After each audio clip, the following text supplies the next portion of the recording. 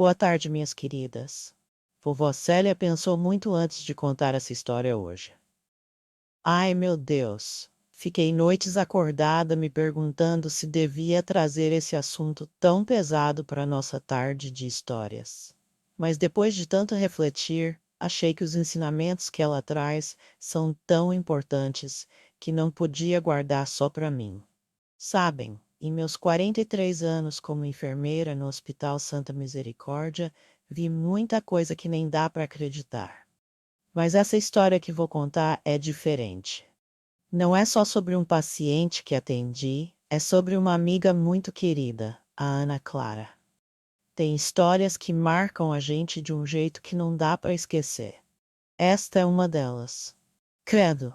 Às vezes ainda acordo no meio da noite pensando se eu poderia ter feito algo diferente, se poderia ter percebido os sinais antes. A gente que trabalha cuidando dos outros, muitas vezes esquece de olhar para quem está do nosso lado, não é mesmo? Ana Clara e eu nos conhecemos quando ela começou a trabalhar como assistente social no nosso hospital, lá pelos anos 80. Jesus, como o tempo voa! Eu já estava lá há uns 15 anos, era supervisora de enfermagem do setor de pediatria. Ela chegou novinha, recém-formada, cheia de ideais, com aquele olhar que a gente reconhece de longe, o olhar de quem ainda acredita que pode salvar o mundo. A gente almoçava juntas quase todo dia. O Dr. Marcos, chefe da pediatria, brincava dizendo que éramos como irmãs separadas no nascimento, só que eu já tinha alguns fios de cabelo branco. E ela ainda era uma menina. Misericórdia, como o tempo passa. E como ele muda a gente. Eu nunca imaginei que aquela menina alegre, que sempre tinha uma palavra de conforto para todo mundo, ia passar pelo que passou. Que aquele coração tão grande ia endurecer daquele jeito. E pior, nunca imaginei que eu, nossa equipe, o hospital inteiro iríamos assistir de camarote àquela transformação e não fazer nada a respeito. Peguem seus chazinhos, ajustem as almofadas. O que vou contar não é fácil de ouvir. Houve momentos em que eu mesma me perguntei se poderia ter feito algo diferente, se nós, como equipe, não vimos os sinais. Deus me livre. Tem dias que ainda me culpo. Mas essa história precisa ser contada, porque ela nos ensina sobre como devemos proteger não só o corpo, mas também a alma. Principalmente para quem escolhe profissões de cuidado, como nós fizemos, minhas queridas. Vamos ver se vocês conseguem entender onde foi que tudo começou a dar errado. Mas antes de a gente continuar, me conta lá nos comentários de que parte do mundo você está ouvindo minha história. Adoro saber que tem gente de todo canto me acompanhando. E depois vamos ver se vocês conseguem entender onde foi que tudo começou a dar errado. Ana Clara era dessas pessoas que nasceu para ajudar os outros. Misericórdia. Parecia até que não tinha sangue nas veias. Era só bondade mesmo. Desde pequenininha, depois que perdeu os pais num acidente terrível, Deus me livre, ela foi criada pela avó e jurou que ia dedicar a vida a cuidar de quem precisa. No hospital, não tinha quem não gostasse dela. As enfermeiras adoravam quando ela aparecia no setor, porque sabiam que se tinha algum problema social com um paciente, ela dava um jeito. Arrumava vaga em abrigo, conseguia medicação de graça, fazia contato com a família, uma mão na roda, como diziam. Eu me lembro como se fosse hoje da primeira vez que vi que a Ana estava se envolvendo demais. Era um caso de uma menina de 12 anos, a Juliana, que chegou toda machucada na emergência. Ai, meu Deus do céu, cada marca naquela criança que dava dó. Era o padrasto que batia, a mãe que fingia não ver. Coisa mais triste. A Ana ficou com aquele caso debaixo do braço. Visitava a Juliana todo dia, mesmo fora do horário dela. Trazia livrinhos, bonecas, conversava horas. Conseguiu um abrigo, depois uma família temporária. Lembro que o Dr. Marcos chegou a comentar comigo: Célia, a Ana está se apegando demais a essa menina. Isso não vai acabar bem. Mas quem era eu para falar alguma coisa? A gente se envolve mesmo, não tem jeito. Trabalhei 43 anos como enfermeira e nunca consegui manter aquela tal distância profissional que ensinam na faculdade. A gente é de carne e osso, não dá para desligar o coração na hora de dar plantão.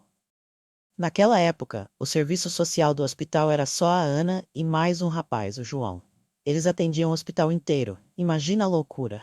E a Ana, ao invés de dividir o trabalho igualzinho, sempre pegava os casos mais difíceis, principalmente os de crianças. O João até reclamava que ela não confiava nele, mas não era isso. Ela só não conseguia largar o osso quando via uma criança sofrendo. O tempo foi passando e a Ana foi ficando cada vez mais cansada. Chegava mais cedo, saía mais tarde, levava trabalho para casa. No almoço, em vez de conversar e dar risada como antes, só falava dos casos, das dificuldades, da burocracia que atrapalhava. Eu comecei a me preocupar. Menina, você precisa descansar, eu dizia. Tirar férias, sair, namorar um pouco. A vida não é só trabalho. E ela respondia com aquele sorriso fraquinho. Ah, Célia, eu descanso quando morrer. Tem tanta gente precisando de ajuda. Cruz credo, olha o tipo de coisa que ela falava. E eu, boba que sou, achava até bonito esse sacrifício. Hoje sei que não tem nada de bonito em se destruir pelos outros. A gente precisa cuidar da gente primeiro.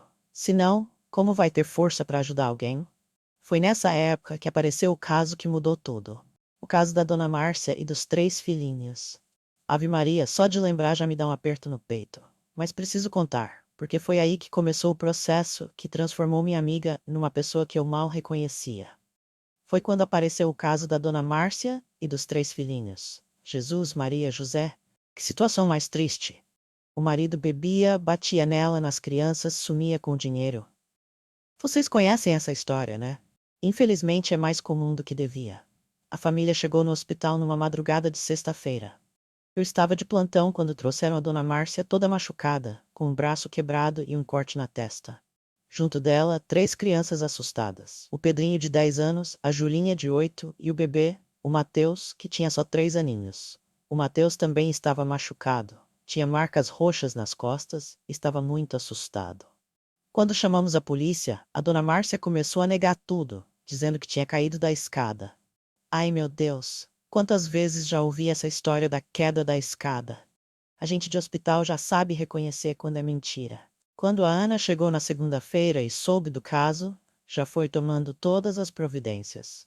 Conseguiu uma ordem de afastamento do marido, arrumou uma vaga no abrigo para mulheres vítimas de violência, matriculou as crianças numa escola perto do abrigo, conseguiu cestas básicas, roupas novas, parecia até assistente social e fada madrinha, tudo junto. A Dona Márcia e as crianças ficaram nesse abrigo uns 3 meses.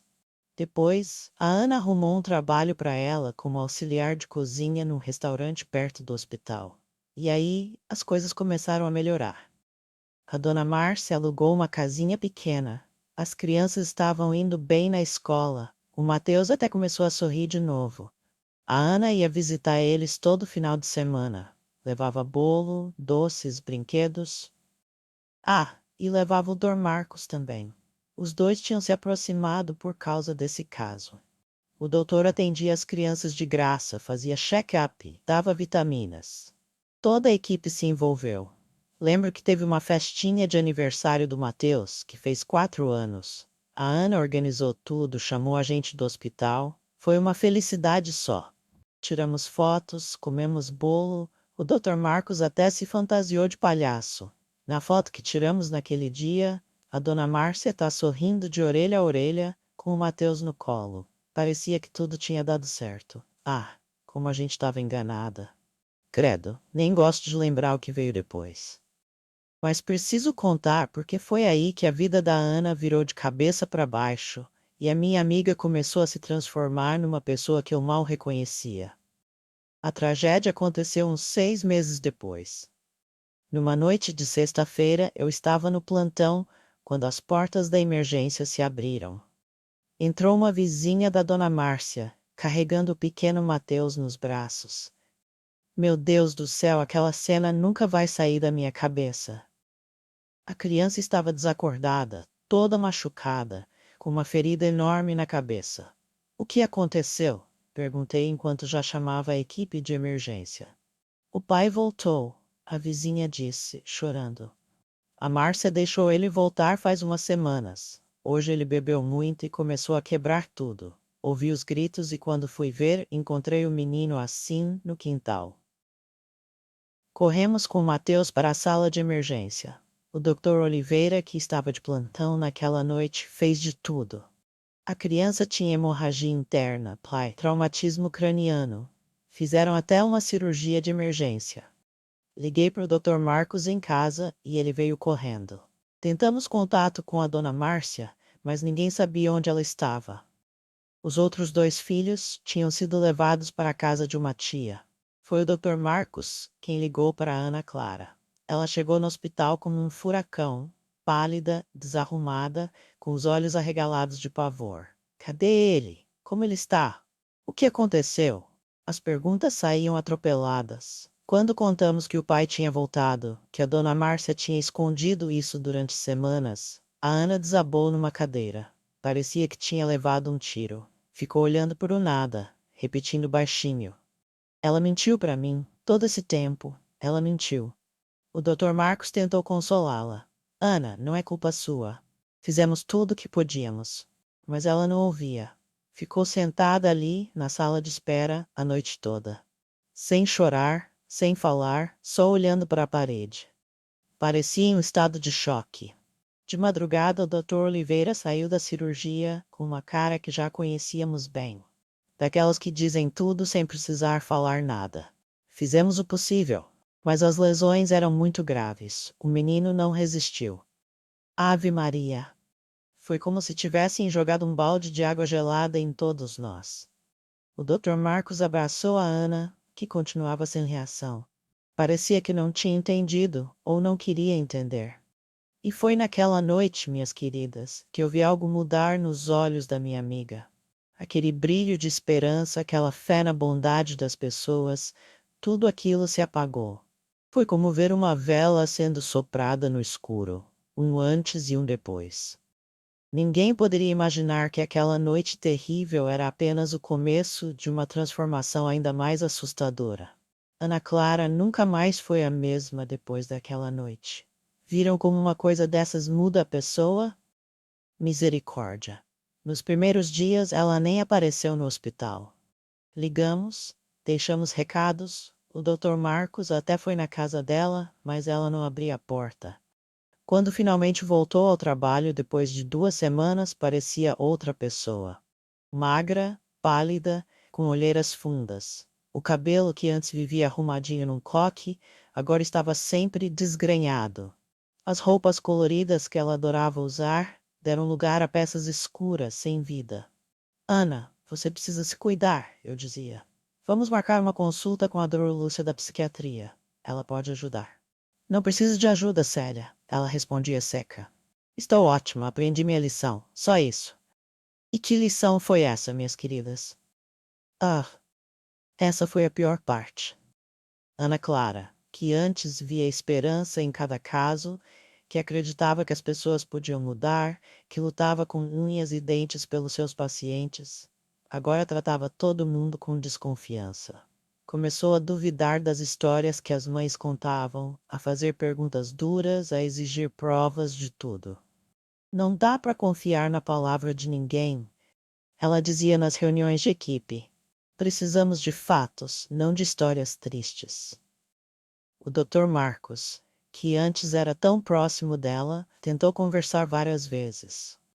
Credo, eu mesma presenciei uma discussão feia entre os dois.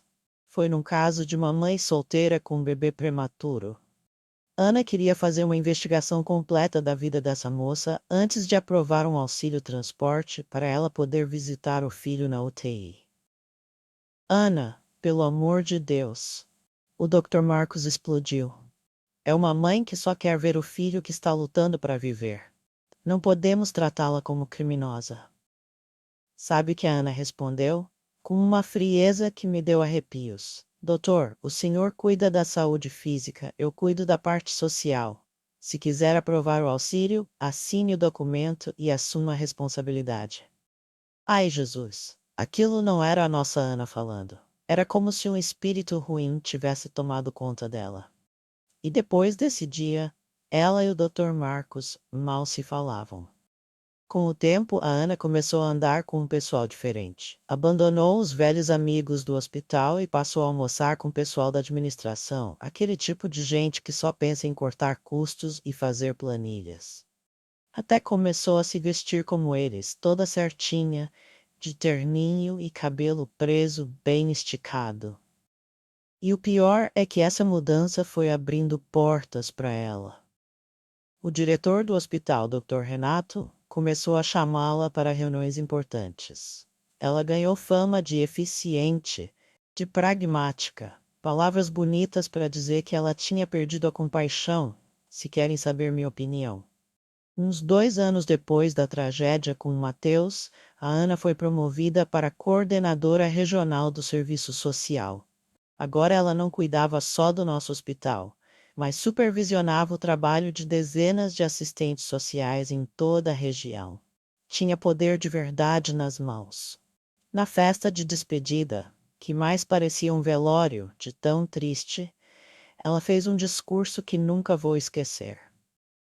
Aprendi muito neste hospital, ela disse, com aquele novo sorriso dela que não chegava aos olhos. Principalmente aprendi que neste trabalho não podemos nos dar ao luxo de sentimentalismos. Temos recursos limitados e precisamos usá-los com inteligência, não com emoção. Várias pessoas aplaudiram. Eu não. Fiquei sentada lá no fundo com um nó na garganta. Porque eu conhecia a verdadeira Ana, aquela menina de coração enorme que tinha desaparecido. No lugar dela estava essa mulher fria, calculista, que usava a dor como escudo e a desconfiança como método de trabalho. Depois que ela saiu do hospital, ainda nos encontrávamos de vez em quando. Ela sempre perguntava das pessoas, dos casos antigos. Mas não era por preocupação, não.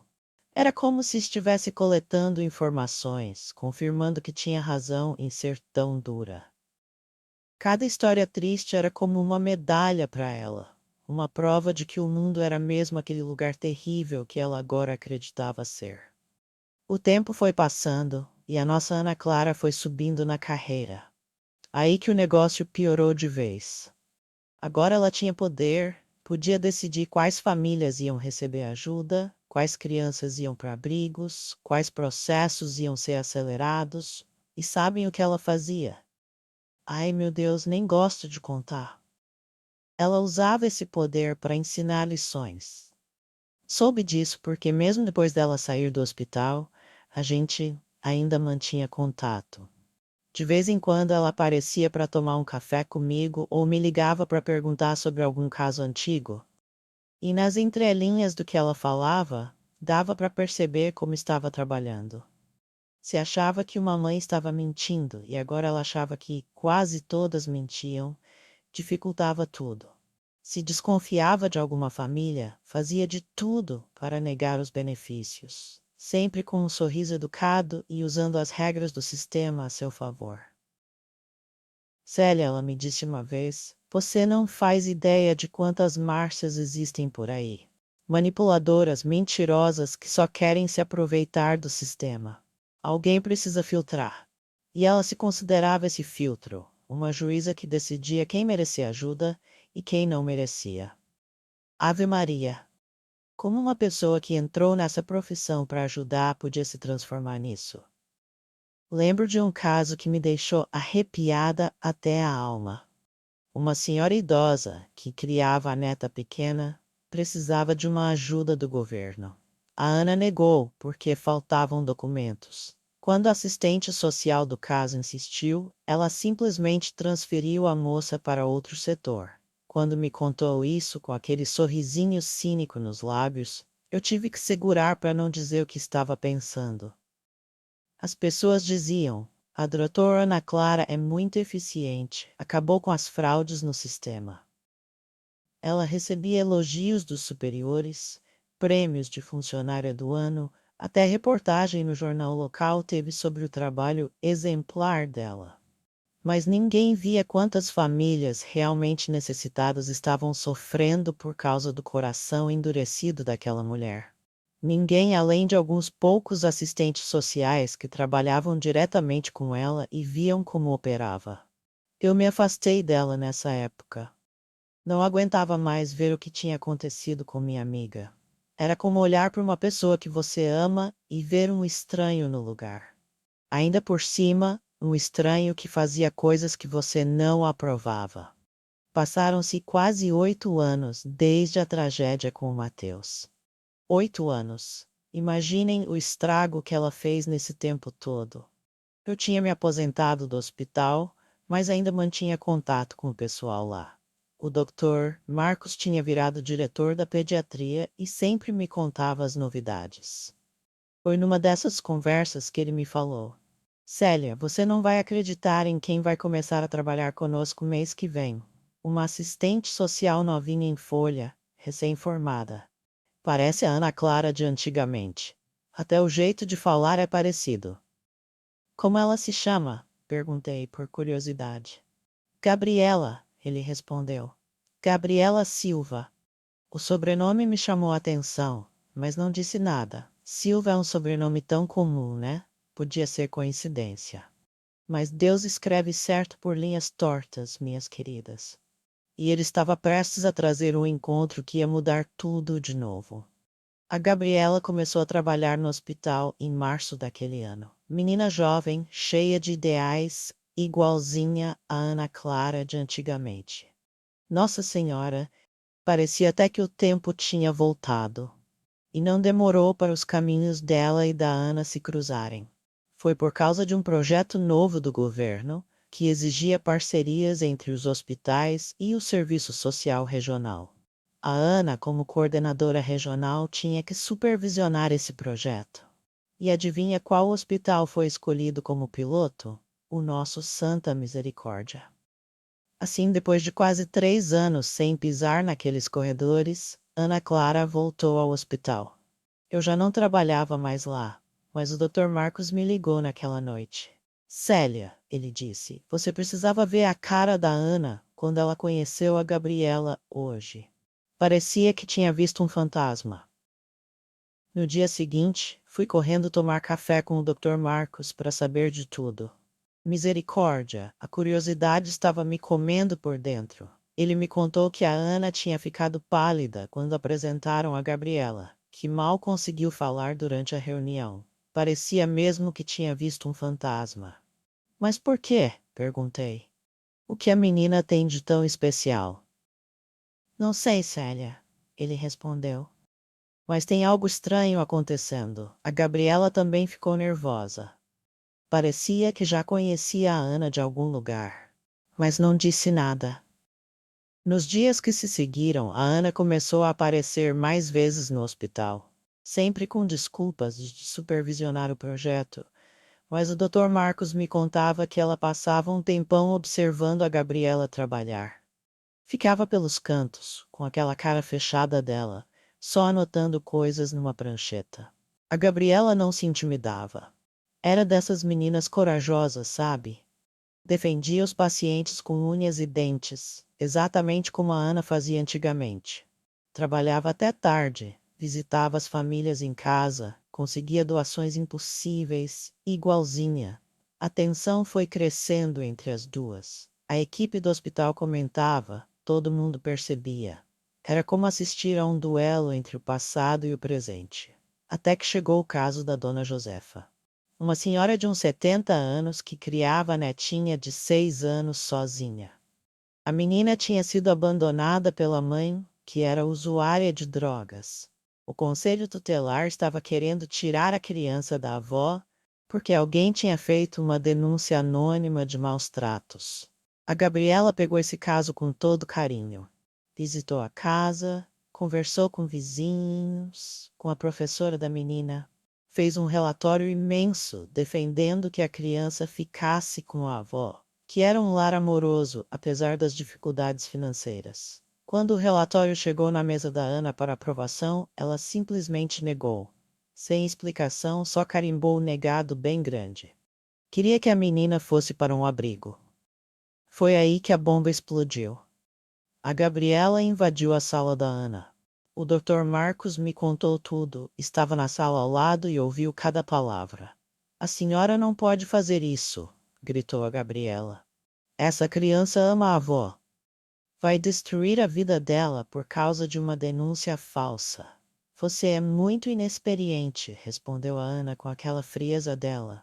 Não sabe como as pessoas mentem, como escondem coisas. Não podemos arriscar. Arriscar? Gabriela estava quase chorando de raiva. O único risco é tirar essa menina do único lar que conhece. Por que a senhora se tornou assim? Por que tanta crueldade? Ana Clara sentiu como se tivesse levado um tapa. Ia mandar a menina para fora da sala. E, quando Gabriela disse algo que gelou seu sangue. Eu sei o que aconteceu com a senhora. Foi o caso da família Silva, não foi? Da dona Márcia e dos 3 filhos? Como você sabe disso? Ana Clara perguntou, sentindo as pernas bambas. Porque o Mateus era meu irmão.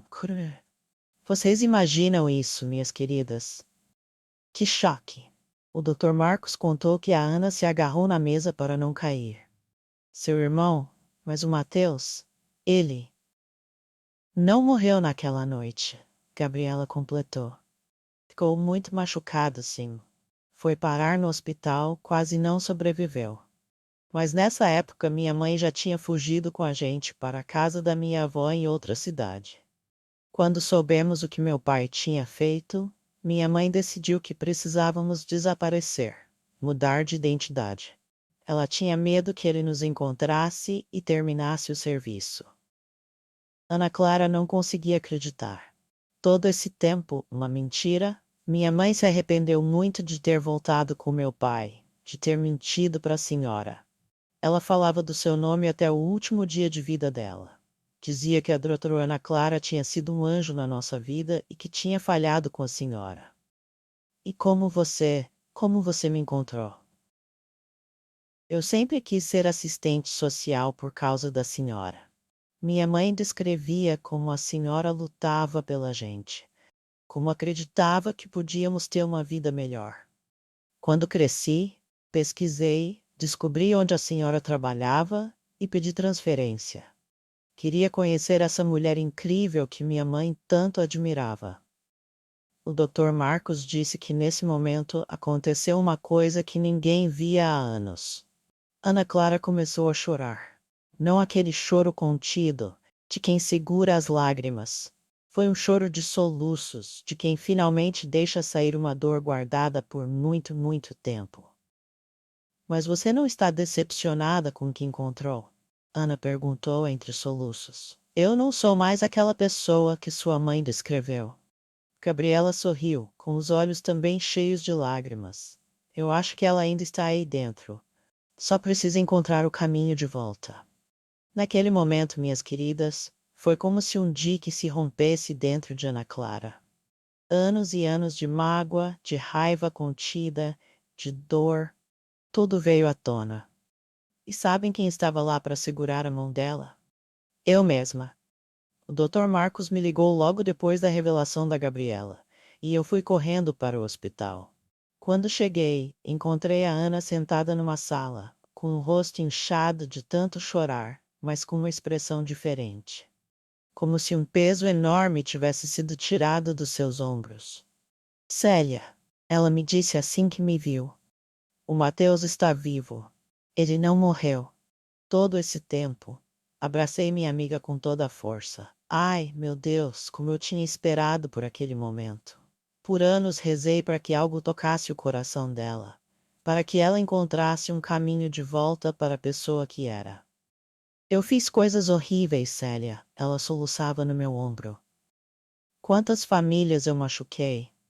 Quantas crianças eu separei das suas mães? Tudo por causa de uma raiva, de uma dor que eu alimentei. O importante é que você está enxergando isso agora, eu disse. Nunca é tarde para mudar, para fazer diferente. A Gabriela entrou na sala com 3 cafés. Misericórdia, era impressionante como aquela menina tinha os mesmos olhos da Ana de antigamente. Aquele olhar de quem acredita, de quem tem esperança. Então vocês já se conhecem? Ela perguntou, sorrindo. Essa aqui, eu disse, apontando para Ana, Era minha melhor amiga. A gente almoçava juntas todo dia, lembra, Ana? Ana Clara assentiu, enxugando as lágrimas. A Célia sempre tentou me avisar que eu estava no caminho errado. Se eu tivesse ouvido. Nada de si, eu interrompi. Estamos aqui agora. E temos um caso para resolver, não é? Da dona Josefa e da netinha. Ana Clara respirou fundo e olhou para Gabriela. Vamos rever esse caso juntas? Me conte tudo o que você sabe sobre essa família, sem omitir nada, nem os problemas. Quero ajudar de verdade. Foi o início, minhas queridas. Um pequeno passo, mas na direção certa, como uma plantinha nascendo em terra que a gente achava que estava morta. Não vou dizer que Ana Clara mudou da noite para o dia, porque a vida não é assim, não é mesmo? A gente não vira santa de repente, depois de anos fazendo escolhas erradas. Mas ela começou a mudar, pouco a pouco. Primeiro, revisou o caso da dona Josefa e da netinha. Descobriram juntas que a denúncia era falsa mesmo, feita por um vizinho que queria o terreno da velhinha. Depois Ana começou a olhar outros casos com mais cuidado, menos desconfiança. Gabriela se tornou uma espécie de anjo da guarda para ela. E eu, que já estava aposentada, voltei a participar de alguns projetos do hospital, só para estar perto das duas. Ver aquela transformação era um presente de Deus. Ana Clara pediu para ser transferida de volta para o hospital. Deixou o cargo de chefia para voltar a trabalhar diretamente com as famílias. Preciso olhar nos olhos das pessoas de novo, Célia, ela me disse. Sentir de verdade o que elas estão passando. E sabe o que é mais bonito, minhas queridas? Ana Clara finalmente aprendeu a cuidar de si mesma também. Começou a ver uma psicóloga, a sair com amigos, a ter uma vida fora do trabalho. Porque essa é a grande lição que quero deixar para vocês hoje. Não podemos cuidar dos outros se não cuidamos de nós mesmas primeiro. É como no avião, sabem? Primeiro a gente coloca a máscara de oxigênio na gente, depois ajuda quem está do lado. Ah, antes de terminar minha história hoje, queria compartilhar uma coisa especial com você. Santa do céu, nem acredito que finalmente ficou pronto. Preparei com tanto carinho o e-book com minhas receitas mais especiais. Aquelas que não só alimentam o corpo, mas também a alma. São comidinhas que aprendi ao longo dos meus 40 anos como enfermeira, verdadeiros tratamentos naturais de saúde. E tem mais. Nossa Senhora Aparecida abençoou esse projeto e consegui preparar outro e-book de presente com minhas melhores receitas de sucos e chás para dar aquele up na saúde. Tudo pensado para complementar as comidinhas do primeiro e-book. O link para você baixar tá lá no primeiro comentário fixado. Viu? É meu presente para você que sempre me acompanha aqui no canal. Deus abençoe vocês e fiquem com ele, viu?